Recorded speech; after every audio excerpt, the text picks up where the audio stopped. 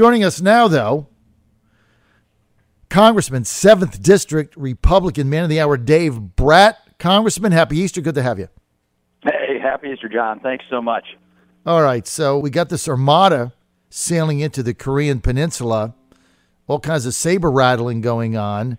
The North Koreans doing their big march and then their missile test, complete dud. It blows up. We don't know how it blew up. Maybe they were incompetent. Who knows? If they were, I don't have any doubt people got assassinated that evening by that wacko over there.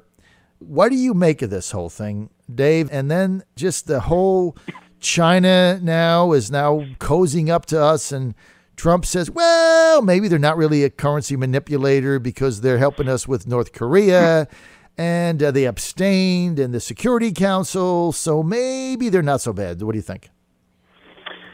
Yeah, well, if you step back and look at what's going on, it's the same as the other issues on the domestic side. We have $20 trillion in debt. How'd we get there? Because no one wants to take the hard steps and do the discipline over the past 30 years. You got $100 trillion in unfunded liabilities.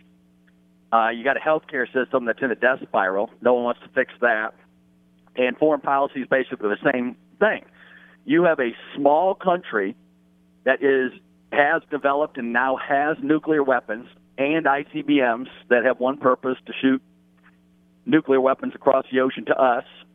And no one has taken the hard steps in the past 2 decades to put that off. And so now we're here, and now you have a choice, right? And so now everyone's, I mean, it's kind of like healthcare or the debt or anything else.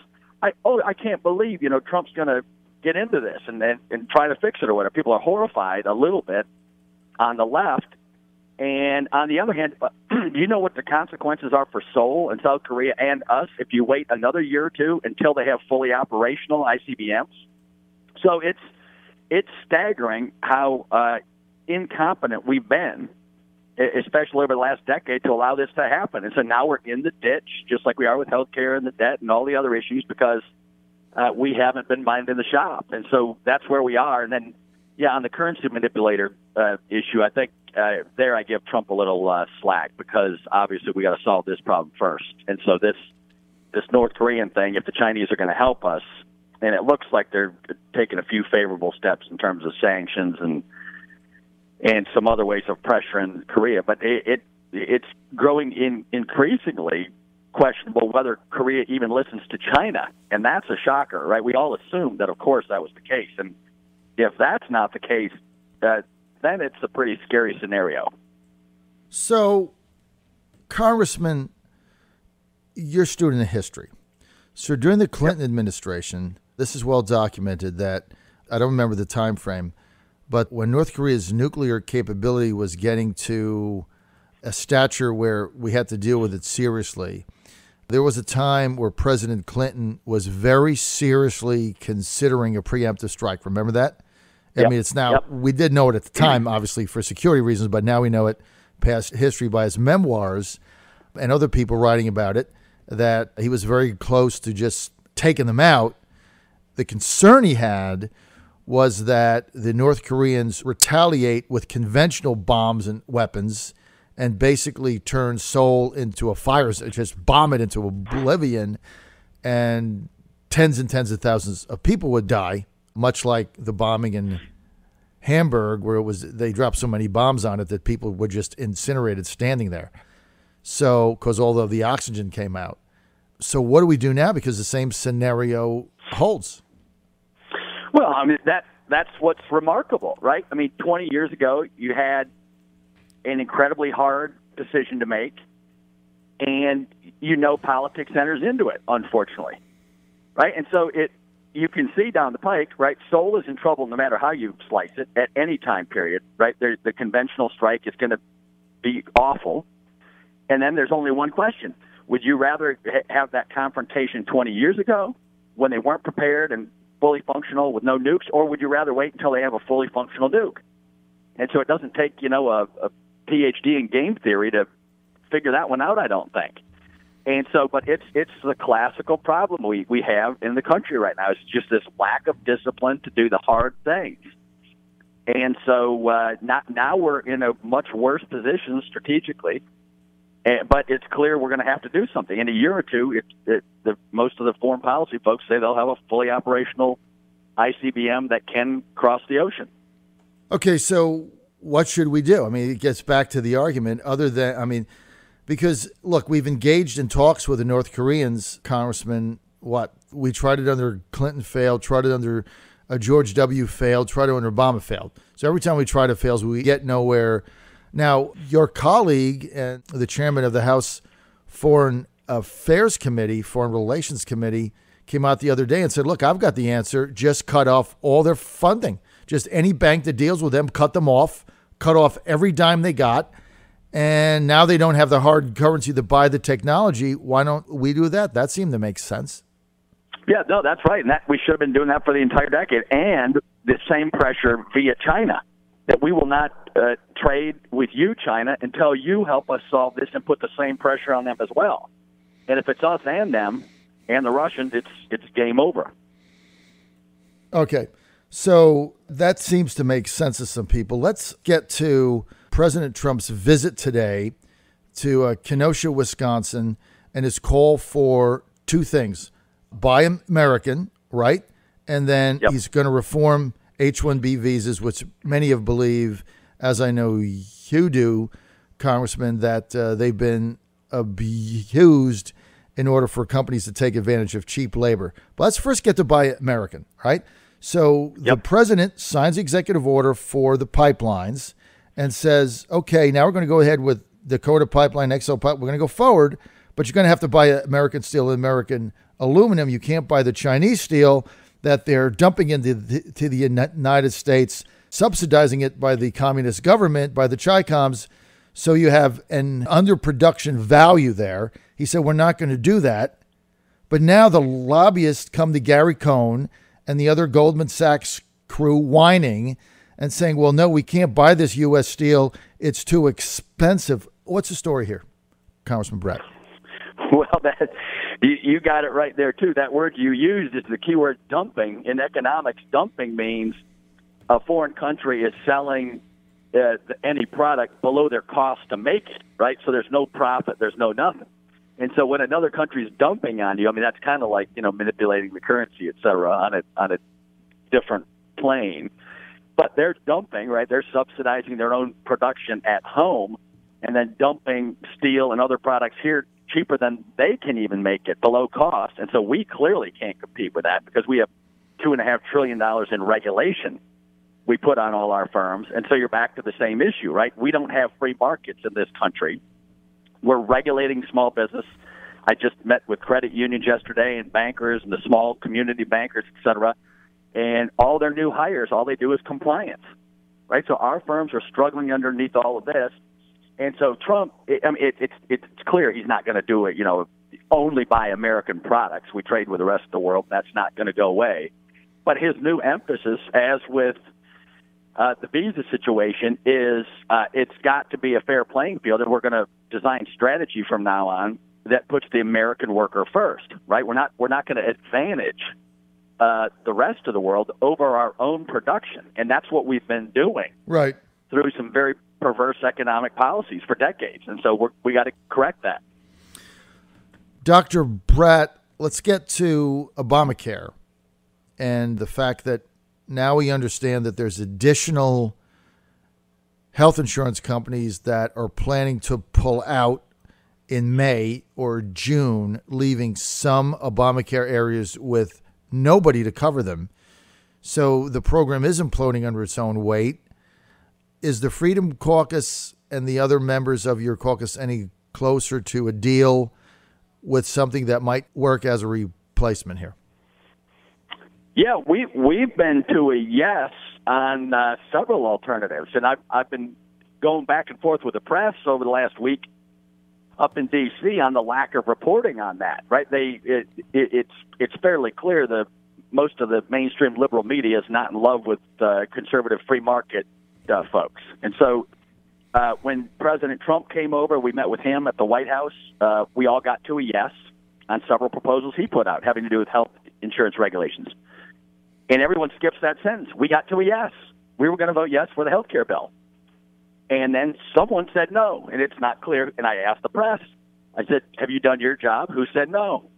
And so then Vice President Pence comes over, and he's got another very good compromise that gets rid of a couple regs and then does good conservative policy by letting 50 states do experiments and allows states to opt out of regs, right? So liberal states can keep Obamacare if they want, right? They keep all the regulations and the high prices that go with it.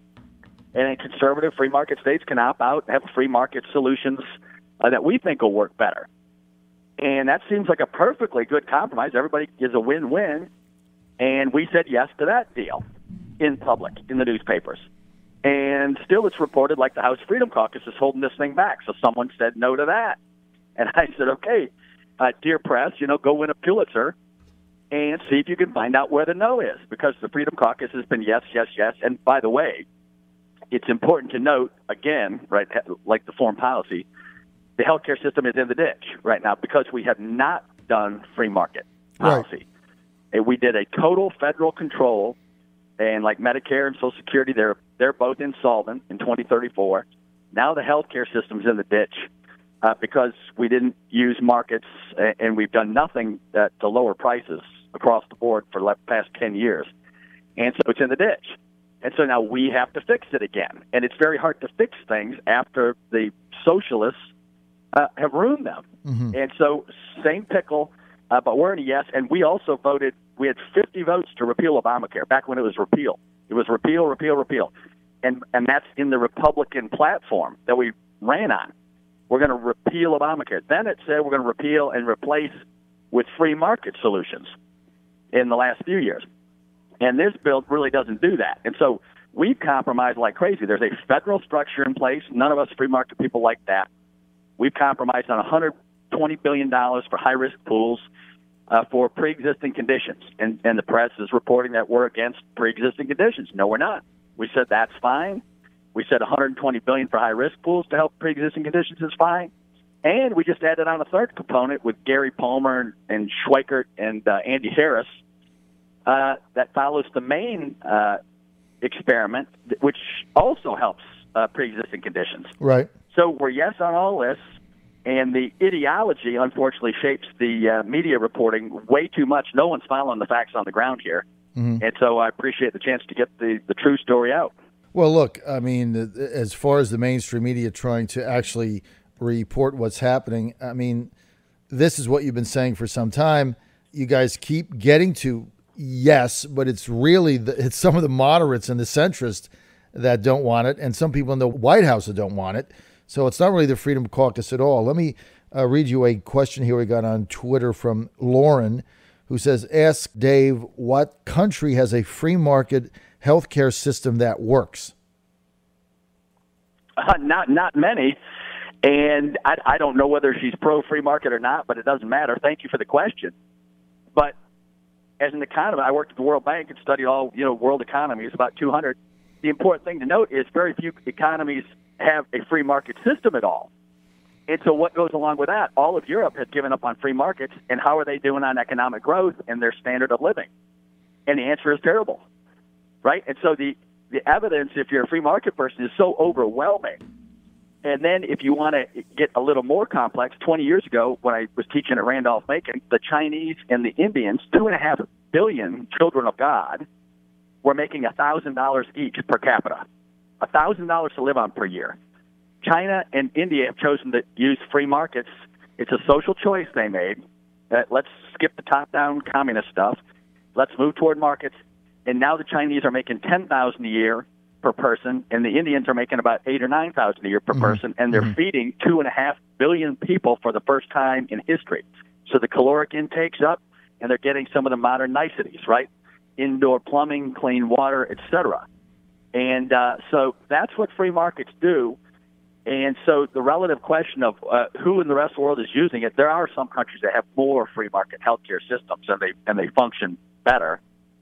And just to be clear, there are 5% of people with pre-existing conditions that account for over 50% of healthcare costs.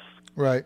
Right. So that's an insurance problem. The insurance markets will not cover these people. Right. Right. So that's what the high-risk pools are about, and we're fine with that. We have to take care of those people, do the right thing with a safety net, but then you don't distort the rest of the economy, right? And so you have to let insurance do insurance, or you end up with another financial crisis like we had just 10 years ago. And no one has learned these lessons. When bankers could not do mortgages, and we wouldn't let bankers assess risk, and we did liar loans and ninja loans and bundled all these tranches, and people were betting on it on Wall Street, that led to the housing crisis and the financial crisis. Right. And there's no debate on that, right? The financial crisis started in the housing sector, which the federal government took over risk through Fannie and Freddie. Right. Now we're doing the same thing with insurance, and sure enough, it's failing. Right. And so the folks on the other side don't have a narrative at all that can compete with a free market narrative across countries, across time. The free market system made us the richest country on the face of the earth. I mean, none of this is open to debate, and I find it astounding that we still have a hard time winning this debate in public. But the media and the left it controls education, where they preach against capitalism all day and all night because there's concerns with human nature. Well, human nature is the same in every dictatorship across the world, right? And what free markets in our constitutional system does is make sure that you separate power, right? Free markets, we want 1,000 competitors in every industry. So you have 1,000 small competitors, no monopolies, right? No one with political influence. Well, that's what we got in the country right now. Exactly. And we're going in the exact opposite direction, where everything is big and there's just a handful of people competing. And look, this is why I called the Ryan bill crony care, because basically it was croning up to, there's only 230 remaining healthcare companies in the United States. When Obamacare started, there were like 390. So if you're a big insurance company, the first thing you want is not to have competition, right? So it put all these little competitors under, and now they're able to charge whatever they want. And then they want to go to the government and be sure that if their profit falls under a certain amount, they get a check. It's kind of like the Elizabeth Crossing River tolling company, right? You make money no matter what. You screw everybody and make money no matter what happens. Who does this? Only in America. Well, yeah, and it's the federal. Yesterday, I'm back in the district, going around the district. Yesterday, I went to visit a federal housing project where the very poor live. They're paying 3 times what they should be paying in these units, right? Because the federal government's involved, and there's cronies that are making tons of money off of that because there's no competition. A few big guys own everything. They charge exorbitant rates. There's no competition, and the poor are the ones that are getting hurt by this. And that's what people forget, right? The best way to ensure that you really do good for the poor is to make sure you don't have Rome running your civilization, right? The history of nation states is the history of central government always takes it out on the poor. And so if you want to help the poor have a higher standard of living, the best way is to decentralize power and get it out of Washington, D.C., and bring it back to the states and the people. Well, that's it, and we're out of time for this segment. I want to thank Congressman Dr. Dave Brat for being with us from the 7th District. That's the Central Virginia area. You can get more information. He's got the easiest website, davebrat.com, davebrat.com. You can also follow him on Twitter at DaveBratVA7. Easy to find. Go to davebrat.com. Congressman, I hope you had a happy Easter with your wonderful family. As always, we appreciate your being with us, and we value your unabashed candor and forthrightness. I appreciate it. God bless, John. Thank you all.